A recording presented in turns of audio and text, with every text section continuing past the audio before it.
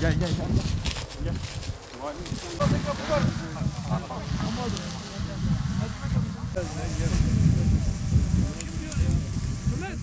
Şöyle, ben aslında şuradan başlasam daha iyi olacak. Öncelikle tam buğday hasat dönemine geldik.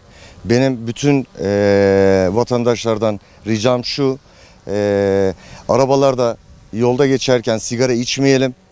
Bu sigaraların çiftçilerimizin emeklerine tamamıyla zararlı ve arazilerde ne yazık ki bugüne kadar bölgemizde 5-6 tane tarla yandı.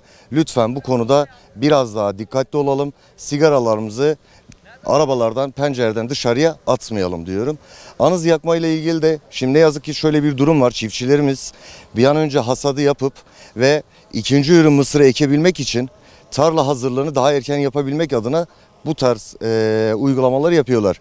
Ama anız yakmanın hem toprağa zararı var hem de toprak içerisinde yaşayan canlılara zararı var. Aslında anız yakma yerine tarla sürümünü yapıp anızı daha çok parçalayıp tarlaya karıştırırlarsa tarlada bulunan mikroorganizmalar, organik maddeler toprağa daha çok karışmış olacaktır. Bu da önümüzdeki yıllarda onların verimine ekstra katkıda bulunuyor olacaktır. Bu konuda çiftçilerimizi kesinlikle uyarıyoruz ve anız yakmaya biz ziraat mühendisleri olarak karşıyız.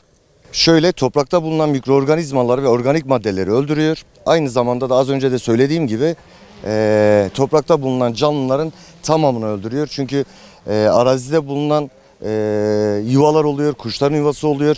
Ekstra farklı hayvanları barındırıyor. Bu da onlar için de bir ölüm, ama bizim için asıl toprakta istediğimiz mikroorganizmaların ve organik maddelerin de ölmesini istemiyoruz. Çünkü anız yakıldığında toprağın üst katmanında bir katman oluşuyor ve bu katmandan dolayı da ondan sonra ekeceğiniz üründe istediğiniz şekilde topraktan alacağı mineralleri yeterli düzeyde alamıyor ve bu da tonaj düşüklüğüne, yani verim kaybına sebep oluyor. Tabii toprakta çoraklaşmaya doğru gidiyor ve verim anlamında ciddi anlamda düşüklük sağlıyor. Çünkü bitki istediği organik maddeyi topraktan alamıyor.